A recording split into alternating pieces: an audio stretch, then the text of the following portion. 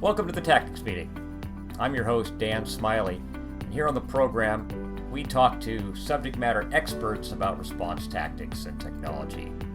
At the Washington State Maritime Cooperative Seminar 2 weeks ago, the Department of Ecology's own Matt Bissell gave a presentation about regulatory compliance in Washington and the state of additional regulatory efforts within the state. So for today's episode, we're going to play you that presentation in its entirety. I hope you enjoy it. Before we get started, I want to let you know about our ICS 300 class that's taking place next week, Tuesday, Wednesday, Thursday, the 8th, 9th, and 10th of November at the Clean Rivers Cooperative Facility in Portland, Oregon. We have a few seats left. They're $425 per person. Gallagher Marine Systems own Randy Ashmore, who's a well-known trainer, FEMA trainer, is going to be giving the class. I'll be assisting him. This is a great opportunity to take an oil spill response-based version of ICS 300. If you're interested, you have the time, I highly recommend it. You can register on the Clean Rivers Cooperative website. It's cleanriverscooperative.com/training. Hope to see you there. Okay, so good morning, everyone. I actually wrote out some notes to read so I would sound a little bit more eloquent this morning. I can't see my notes, so I'm just going to kind of wing this. So I hope I hit everything that I actually wrote down and meant to say. Carlos Clements, he's our new program director. He sends his regards and his regrets that he couldn't make it today. He's actually at another annual meeting in DC this week for API. So it's a good day for annual meetings and just kind of competing priorities. But he does wish he could have been here. Yeah, so Dan asked me a couple weeks ago to to come talk about what's new and what we can look forward to in terms of state regulations and kind of the political climate in our state. And so I put together a list of some recent rules that have been implemented, some things that are currently being written, some current rulemaking that's very fresh, and then a couple of rulemakings that haven't been yet announced but are coming down the pipeline here soon. So I'll give you guys kind of a heads up on what to expect there. Before we get into the legislative part of this talk, I just wanted to give you guys a quick overview of our program and kind of give you a little tour and introduction of or refresher of who we are and what we do. This is our most up-to-date organizational chart. We're about 80 people strong. And up there on the top, you've got our new program director, that's Carlos Clements. He comes to us after a career in the United States Air Force. And if you guys remember Dale Jensen, he retired, and this is Dale's replacement, is Carlos up top. And Carlos is supported by his administrative staff up there on the top line, as well as the 4 different sections within our program. All the way over there to the left, you guys might know Brian Kirk. He's the program or the section manager for our prevention section. And then to the left, sorry, and then all the way over to the right, you've got Dave Byers, who is one of our state on-scene coordinators, and he's the section manager for the response program. There in the middle, preparedness, that's my team. I'm the acting preparedness section manager, taking over for Linda Pilkey Jarvis. If you guys worked with her in the past, she just retired this last June. And then to the left of preparedness is Nee Irwin, who I'm sure you guys all know her name or have worked with her in spills or drills. And she's the section manager for the statewide resources section. And that's the section that does a lot of cross-sectional collaboration with the other 3 sections, kind of the glue that keeps the whole program together.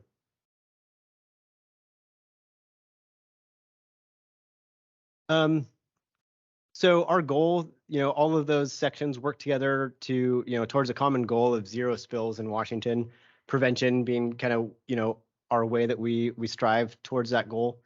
But spills do happen in Washington. In my notes, I had some more statistics that I don't really remember, but I think it's about 20 billion gallons of oil are transported through our state each year.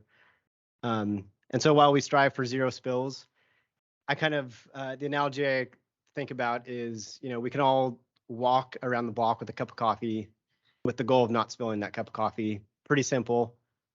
But if you've got 2 cups of coffee and you're walking around the block continuously 24 hours a day, things can happen. You can get tired. You can stop to chat with your neighbor. A dog can attack you. There's just random things that can happen that make you spill that coffee. You set it down, soccer ball knocks it over. So oil spills do happen. So beyond prevention, our second goal is to make sure that we're prepared to respond to spills and that we do so in a rapid, aggressive, and well-coordinated manner.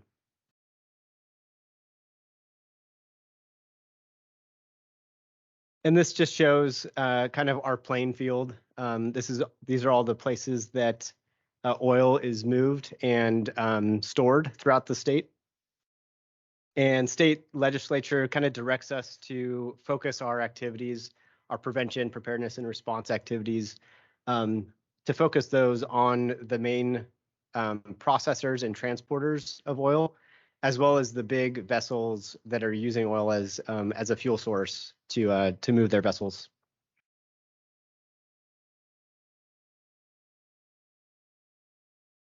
So I'm going to quickly talk about the 3 sections. I always leave statewide resources out of the mix in these slides just because their work is more administrative in nature and not very exciting to explain to external audiences. But prevention, that's our number one focus to prevent spills from happening in the first place. And so we carry that out through vessel screenings and inspections, voluntary compliance for tank vessels, facility inspection, plan reviews, oil transfer inspections, oil transportation risk analyses, technical assistance, and incident investigations. And all of our folks in prevention usually come to us after careers in the maritime field. So they're all experts. They've seen the processes, they've seen the operations, throughout their careers, and they come to us with all of that expertise, and they help the regulated community enhance their prevention measures.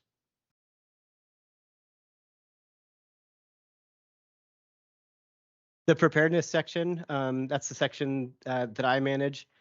We do a lot of reviewing and approving of industry's contingency plans. So, WSMC plan, we receive every 5 years, and we look at it as if it's a brand new plan coming in for approval. So we have a plan manager assigned to that plan. They read it word for word with the plan in one hand and the state rules and requirements in the other hand, and making sure that everything looks good and is as strong as can be. We also we test those plans through drills, and so the preparedness section manages the state-run drill program. So we work really closely with Tim Lufer and the Coast Guard, and we test those plans through drills. And then this section also works with the other response community members in the Pacific Northwest to develop and maintain the geographic response plans. And so we don't do that alone. We do that with everybody, but we house the databases and we kind of store all that information and facilitate all that work. And finally, our response team. So Dave Byers and his team, they're ready to respond to any spill in the state 24 hours a day. They get called for about 9,000. They get about 9,000 spill reports per year and respond to over half of those. So about 4,300 they're actually responding to. So quite a bit. They're getting multiple calls a day throughout the state. They work with local first responders so they can respond quickly. They also have this section manages our program's grant program.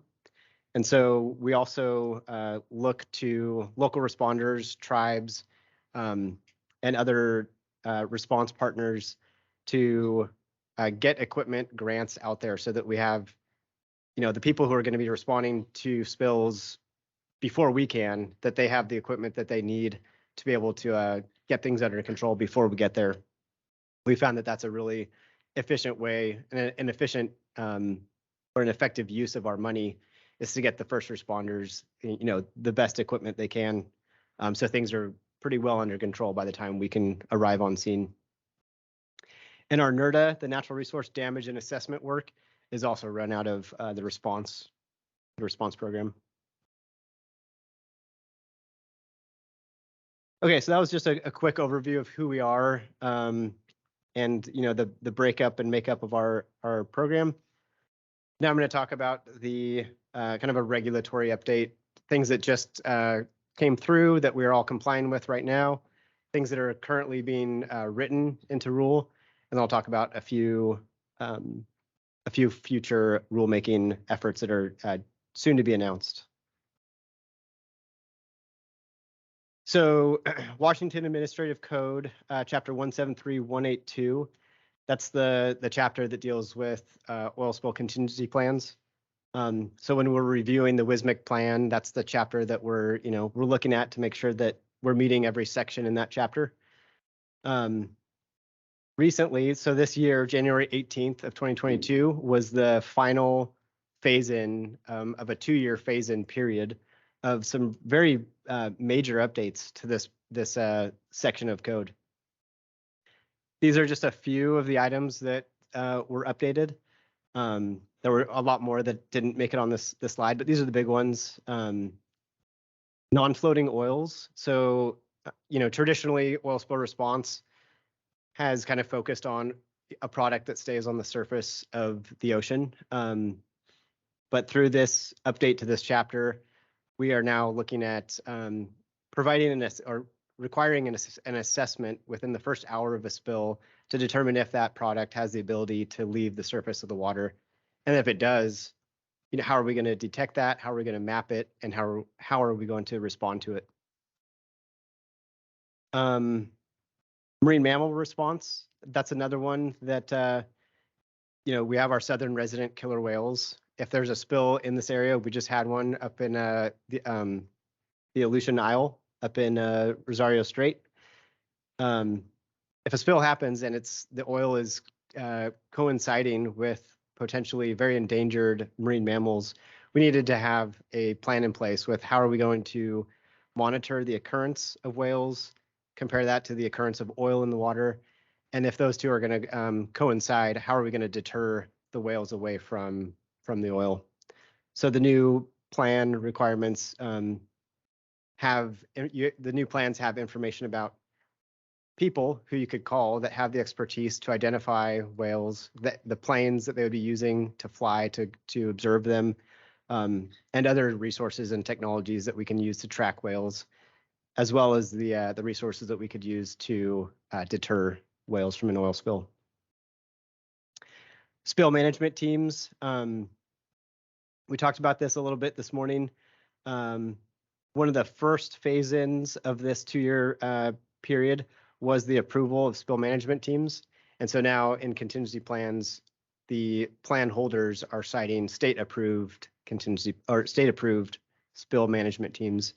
And if you go onto our website, just any ecology public-facing website, and if you go up into the search bar in your top right and just type in spill management team, it'll take you to our page that has the most current list of state-approved spill management teams, and that's constantly changing. Anytime somebody submits an application, it goes through a review process.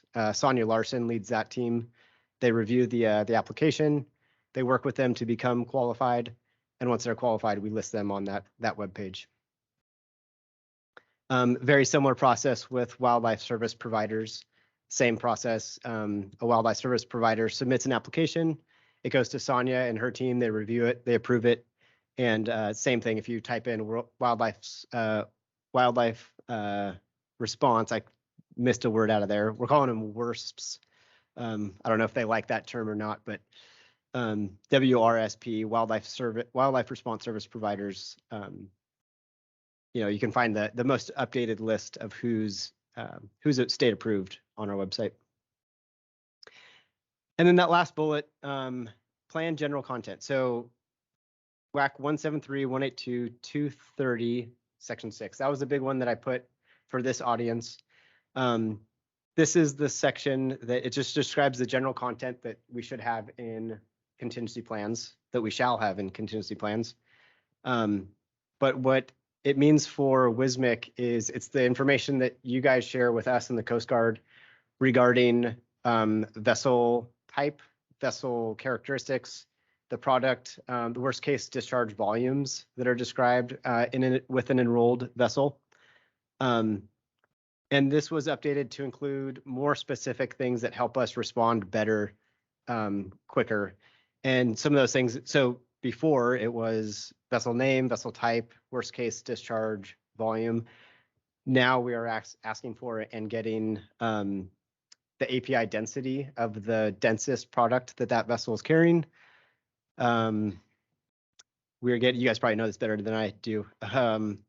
We're getting the spill management teams, the QIs, the agents, the type of information that we need to not only assess the potential, the maximum or the worst potential for that spill, but to make the connections with the people that we'd be working with in Unified Command very quickly.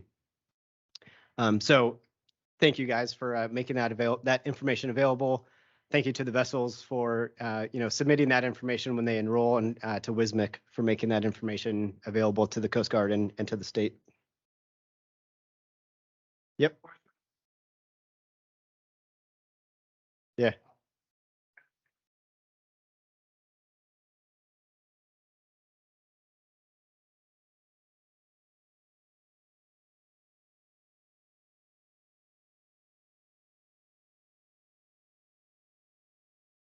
Yeah, okay. Yeah. So a question on the non-floating oils. The federal government has, OSROs and started a program for non-floating oil OSROs certified by the U.S. government.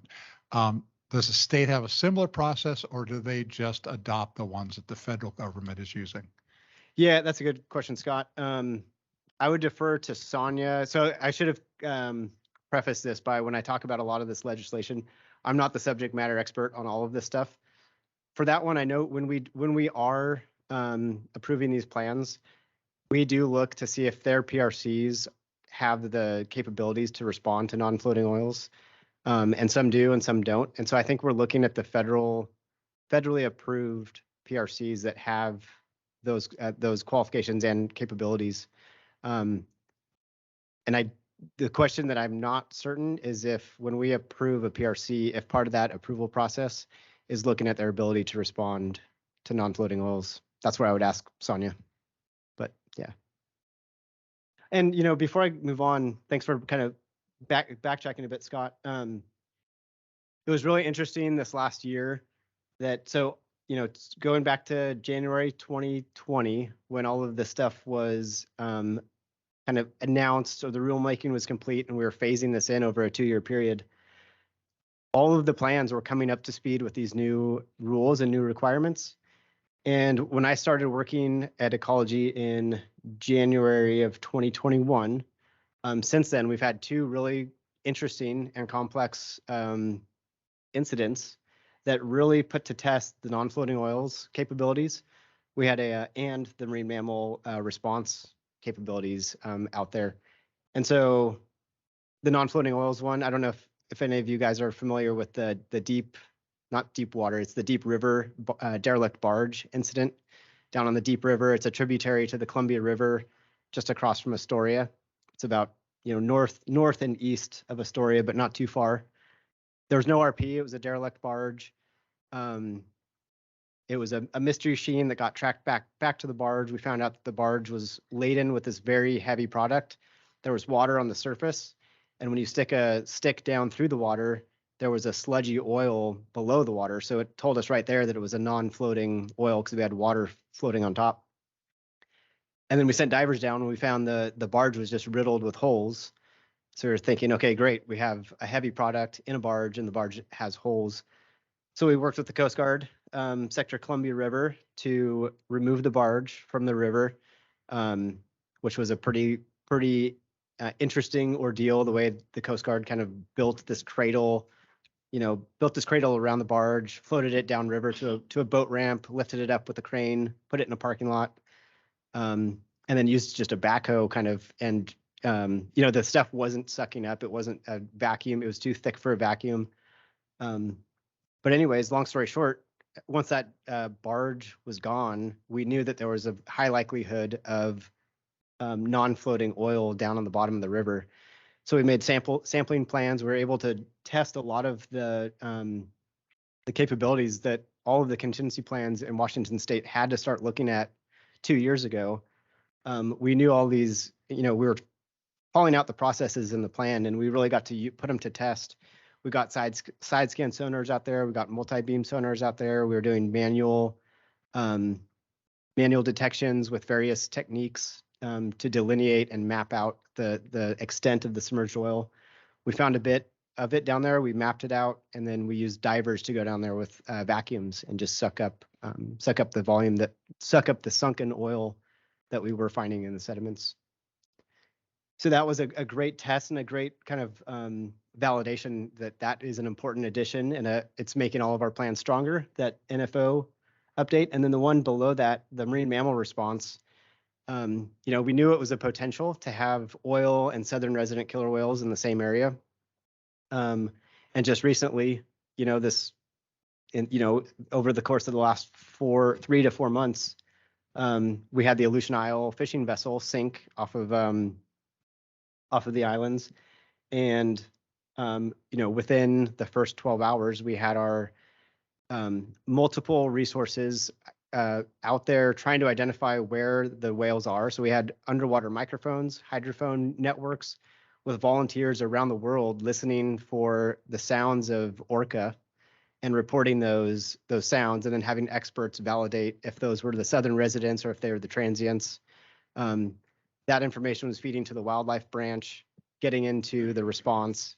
And then at the same time, we were doing periodic overflights, comparing where the oil was to where the sounds of, the locations of oils or the locations of whales.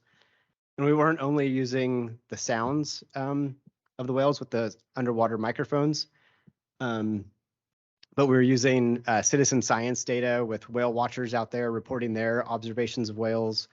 There were different apps that people were using to report their sightings of whales, that then the experts would look at the pictures or get on scene to try to identify if they were transients or the endangered southern residents. And then at the same time, so that was our monitoring and reconnaissance effort, and then couple that with the volunteer vessels of opportunity that had Okumi pipes standing by around the island, on the island, with a 2-hour call out. So so we have overflights for oil. We've got a whole system tracking these whales, trying to understand where they are. If the oil and the whales coincided, we had a team of boats with pipes that they would then dangle into the water and bang the pipes in an orchestrated fashion, directed by the wildlife branch, to hopefully deter whales away from the oil. Again, something that we started planning for. The plans were updated, and then it happened, kind of a test and a proof that this was a great addition to all of our plans.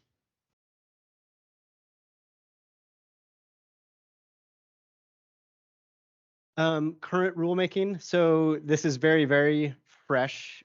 Just last night, we kind of wrapped up. I think it was due this morning. We kind of wrapped it up at 6 o'clock last night.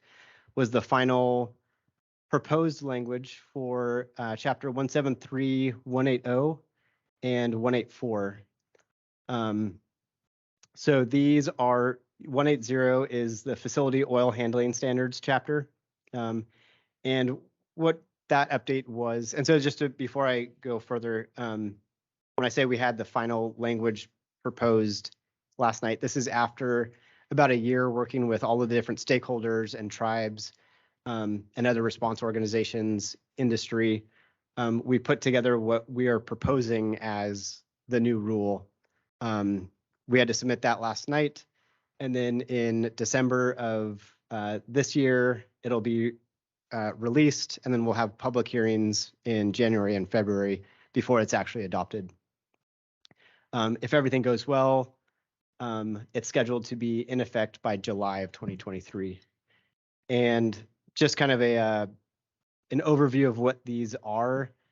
173-180, that from my perspective, from a preparedness perspective, the main change there is that it brought what mobile facilities, the rules around mobile facilities were very much the federal regulations. And so the state regulations were just kind of citing the federal regulations.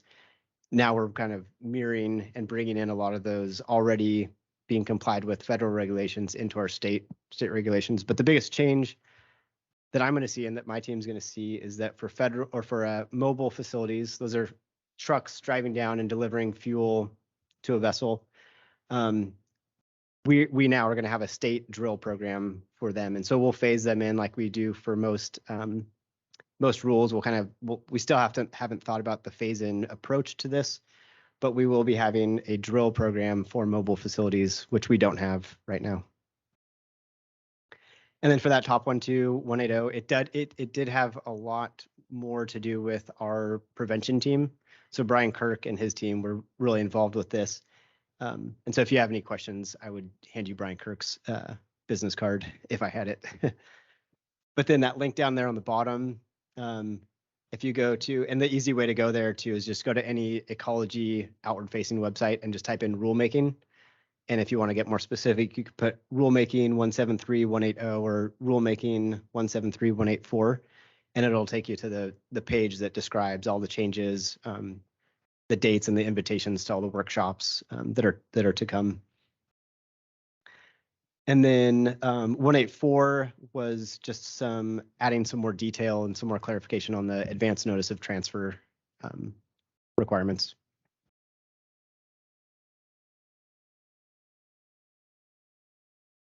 And then some upcoming rulemaking. These have not yet been officially announced, but these are pretty big and pretty important.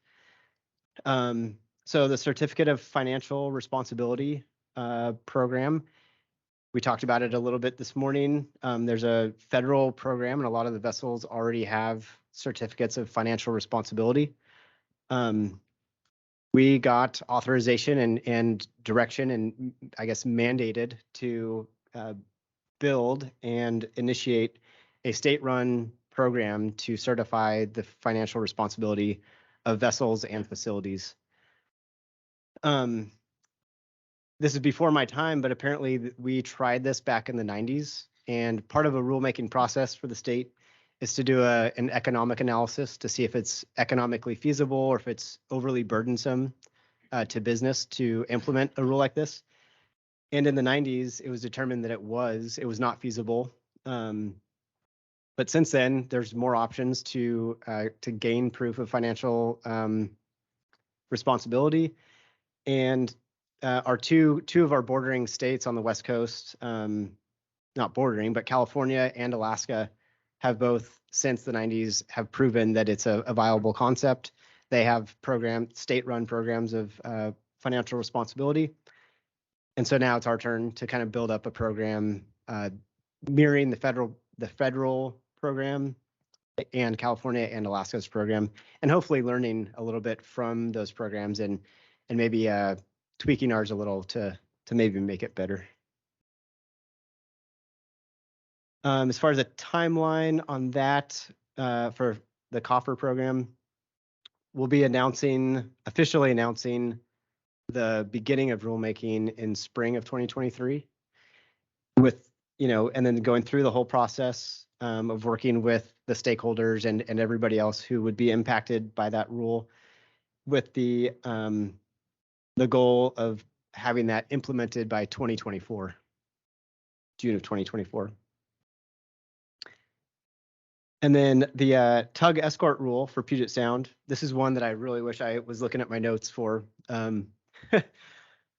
But so I think it was House Bill 1570 2008 or so, the last legislative session kind of described some new work regarding tug escorts for all of Puget Sound and not just Rosario Strait. And so this would affect the same vessel types that currently have a few tug escort requirements. This would direct ecology, but we aren't the primaries on this. We'd be working with the Board of Pilotage Commissioners to write a rule that covers a broader area to describe the requirements for large vessels of a certain type and size to have tug escorts in certain situations. Part of that work was ecology was directed to come up with a model, a risk analysis model, to help inform that rule writing. And so where we are with that, we built the model. We had three PhD kind of modeler scientists, analysts, folks building this pretty incredible model that takes into account, the traffic scheme, the traffic density, the different situations that a vessel could go through during its transit. For example, if it loses propulsion, you've got momentum, you've got drift, you've got certain things that you could do. You could drop an anchor. A tug could be, where's the nearest tug? It's this really dynamic model that we've built. It works.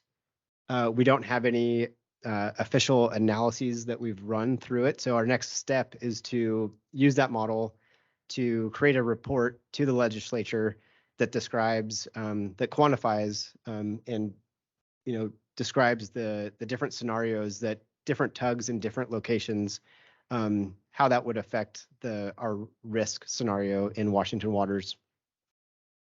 So I think we have until September of 2023 to produce that report, after which the Board of Pilotage Commissioners would work with us to create the rulemaking for an expanded requirement for tug escorts. Economic analysis that goes with that. Yes.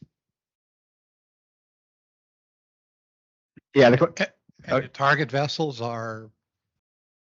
Yeah, that's the question. Yeah, it's based on the size and the weight of the vessel.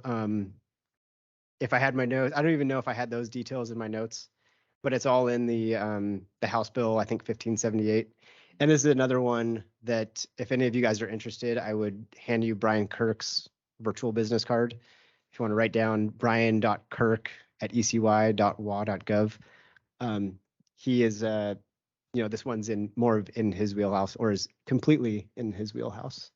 And Matt, do you know if that's the Nia Bay question versus Port Angeles?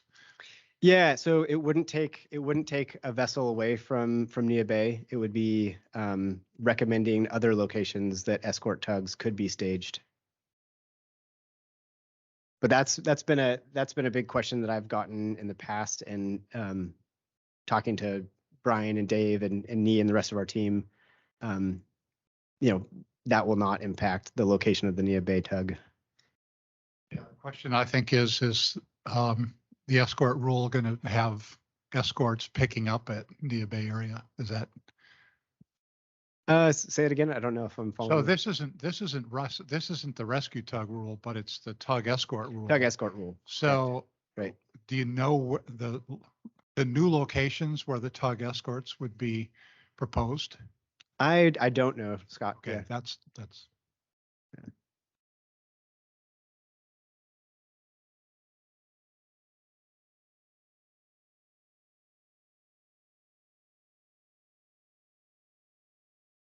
Yeah, Karen.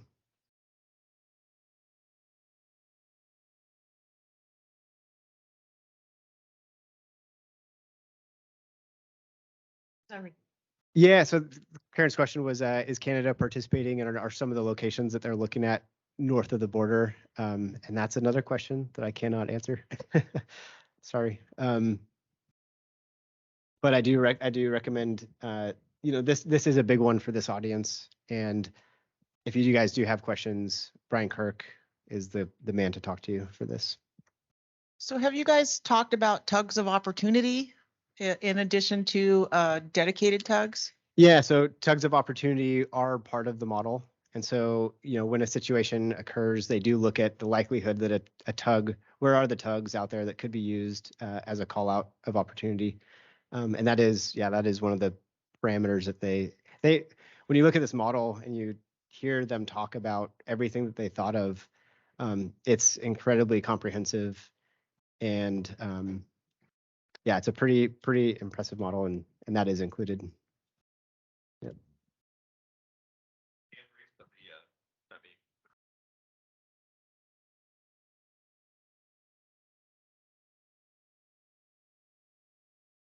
Dave, you had a question? Yeah, that's Dave Sawicki. Two questions, one related to WSMC and one not. First one, if you look back at the last couple of years, and after every exercise or response, we usually do what we call a hot wash.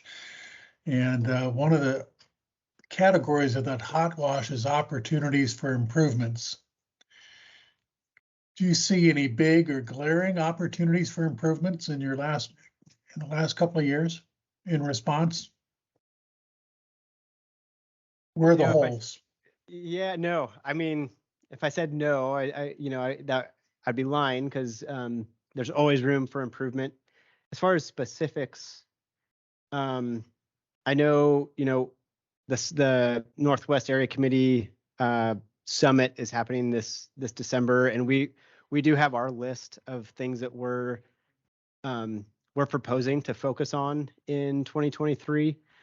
And that's based off of, things, that have occurred in the last couple of years at drills or in real spills. Just off the top of my head, I would say some of the things that I've noticed are, and this is not from drills, but from actual spills, is just the sharing of communication or sharing of information, sharing of overflight information. I feel like, yeah,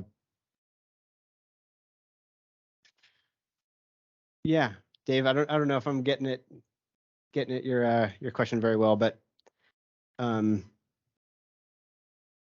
No, I think that's fine. What we're always interested on the response side is being very open and honest about where we're good and where we aren't good. And if there's some, to use the old phrase, low-hanging fruit, or things that are really critical that we're just ignoring or missing, that's important to us. So appreciate your response to that. Second question, not related to WSMC so much, but just regulations and upcoming rulemaking.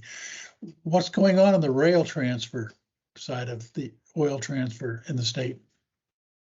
Training, drills, responses, et cetera.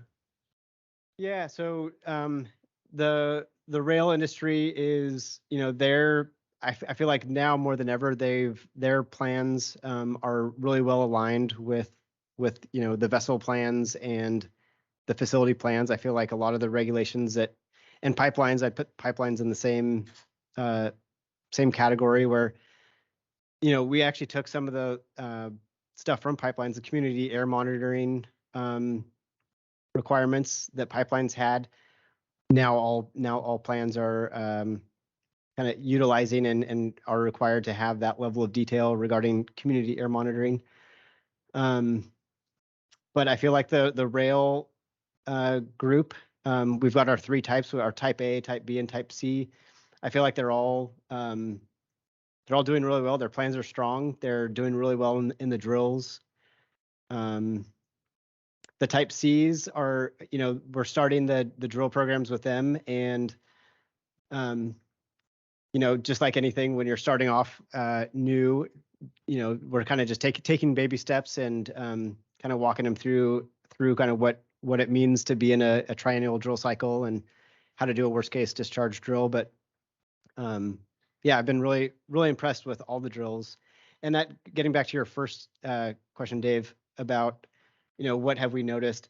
I feel like we do, through our evaluations of drills, we do try to nip anything in the bud in our evaluation, and give the plan holder 30 days, 90 days to kind of fix what we noticed in a drill.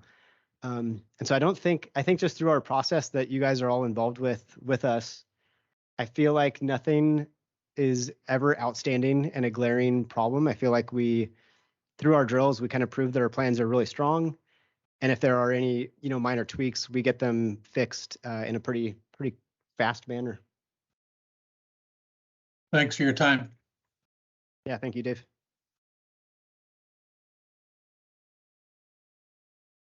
Okay. Yeah, and then the last bullet on here is our next legislative session starts this January of 2023.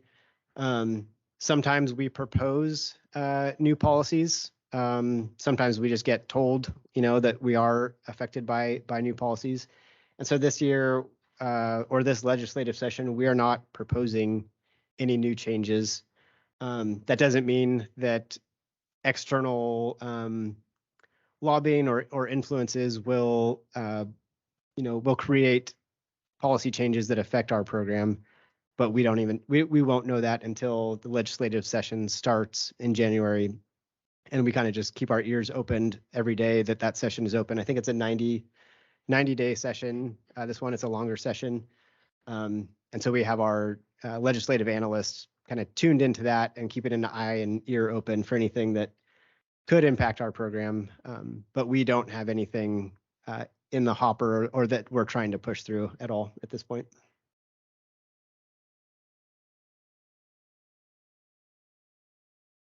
Okay, so that was it for the legislative update. Any other questions? I know you guys kind of got them as we were going. Tim? Transiting to Canada, just transiting through the AOR. I'm gonna refer you to Brian Kirk, but my guess is yes. Yeah. But again, I really would like all those specific questions to go to Brian if you guys really are interested.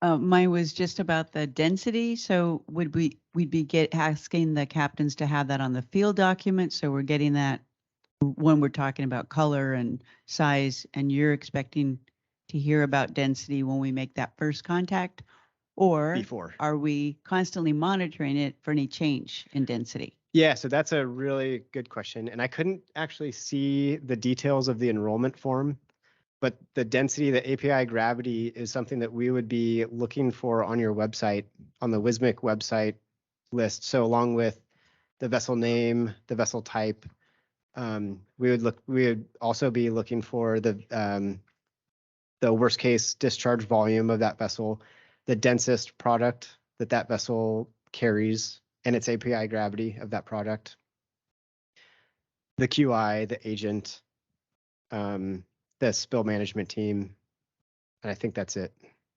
Yeah. And that's, that new requirement is something that we're still working the kinks out of with all of the multi-vessel plan holders. You guys all have your websites that we have access to that we can check that information. So if a spill happened, we could go into the website and see, okay, we know it's this vessel. We know this is their worst case volume. We know that they potentially could have a product that could potentially be a non-floating oil. These are the contacts that we need to, be thinking of. This is their spill management team. This is QI agent and so forth. But when I say we're working out the kinks, I think, you guys have, I don't know how many hundreds or thousands, I'm not sure, vessels on your list. And because this is a new rule, not every vessel has that information available today on that list. So I imagine just over time, as you guys are getting new enrollments, you're asking for that information, and that information will slowly be populating on the list. Right, so anytime new information is required like this, we roll out a new schedule of vessel information, and then we send that out to vessels that we know are going to arrive for them to fill out so that we have a complete and accurate information on the vessel. Cool, that makes sense. Okay, the last two things I wanted to show you guys, and I'm sorry I didn't get your name, sir, back there.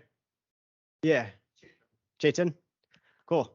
Chetan was asking about a checklist or descriptions of scenarios that you might, that could be made available to the captain, to the crew, so they know what their reporting requirements are. And so not this one, but the next one I'll show you is the vessel emergency list of, it describes everything that Dan actually went through this morning, but it's a 2-page document that you could give to your crew to study.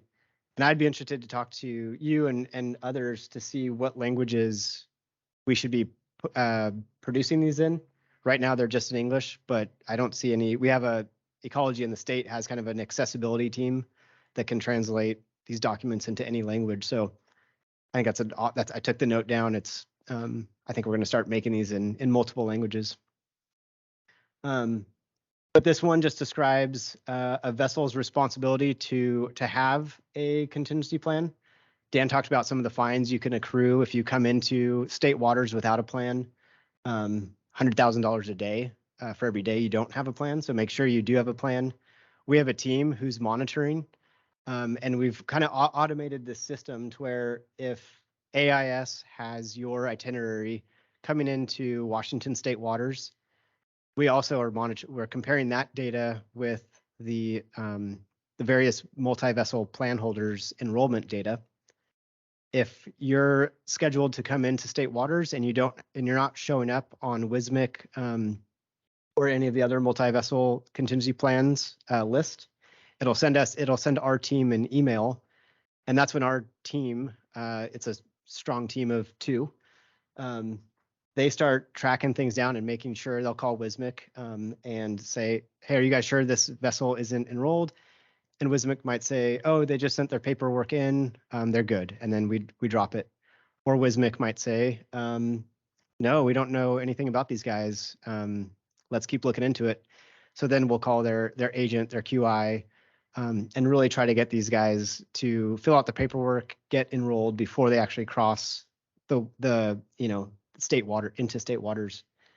And then that's when those letters that Dan was talking about start going out. If you come into state waters without a plan, it's kind of a big deal. We actually ramped it up from just a warning letter to now it's an automatic notice of violation.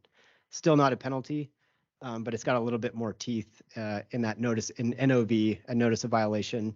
And that's something that if you don't comply with the orders that are in the notice of violation, it can go directly to a penalty. But usually when we send out that notice of violation, it's not a penalty, and it comes attached with this PDF document that really helps you understand your requirements to have plan coverage in the state. And the reminder that it's $100,000 a day if you don't get coverage. The worst is when you get through, and by the time you get through to the vessel operator, they're sending in their paperwork at the same time that they're headed back across the Pacific. So it's we like to catch them before they enter state waters. And this one, so vessel notifications for threat of oil spills. And this is the one I think that talks a little bit closer to what you were talking about. This describes the different situations that a vessel might experience that would cause you to need to make a required notification. Dan went through the list earlier, vessel fire, loss of propulsion, groundings, and so forth. But this describes those in a little bit more detail, and then it tells you what you need to do and who you need to call. And again, I'd love to put these into whatever language they'd be most effective. And one little kind of side note on this, before I was working for the state as a regulator, I was on a ship. We were coming in through the Strait of Juan de Fuca. We had a complete loss of power, loss of propulsion. The bridge went dark. Rudders went hard to starboard. We were doing a big donut outside of the inbound shipping lane. It was a 230-foot vessel. We got things back under control within, it felt like a long time. It was probably within 40 seconds. We got things back online, and we just got back on our track and went home, didn't call anybody, didn't do anything. And I didn't think anything of it until I started working for NOAA first, and then the Department of Ecology, and got into the spill oil spill preparedness world and really understood that, it's not that, that phone call after we made that donut, if we had made a phone call to the people who would be responding to that, it's kind of just a heads up saying, hey, we had something that went wrong. It could happen again in 5 minutes. There's more of a likelihood that it's going to happen in 5 minutes because it just happened. We don't know what just happened, but something happened. So just giving you guys a heads up, and it lets everyone who would be responsible for responding to start thinking about, their preparedness levels. They would monitor your route to make sure you got back to port safely. We do the same thing when the Coast Guard gives us captain of the port orders. It's just we go on high alert and we just watch and monitor and make sure that you get to where you need to be going and you make the repairs that you need. So it's not like it's not a check against you. It's not a bad mark. It's actually a really good thing for you guys to call us. You're probably going to get a kudos letter in the mail if you make the call. Oh, and then just I don't know if you're going to share these slides, Dan, with anybody, but these are the links to our publications page where you can actually go and download both of these documents. And that's it. I really thank you guys for the opportunity to speak with you guys today. And if you guys have any questions, you can reach out to me and I'll put you in contact with the right people within our organization. And yeah, just looking forward to working with you all in the future. Well, thank you for joining me for the tactics meeting. Another episode is in the can. Next week, Cheryl Surface is going to be joining me again, and we'll be doing the third episode of our journey around the planning P. We'll be doing the Unified Command Objectives meeting, so that's going to be great. She's the best in the world. I get to work with her at a drill coming up here for Transmontane on November 17th, so yay. If you guys have any ideas for a podcast episode, you want to be a guest, you have a topic you'd like us to address, then you can email me. The email address is podcast@thetacticsmeeting.online, or just give me a phone call. You can reach me at 206-495-3805.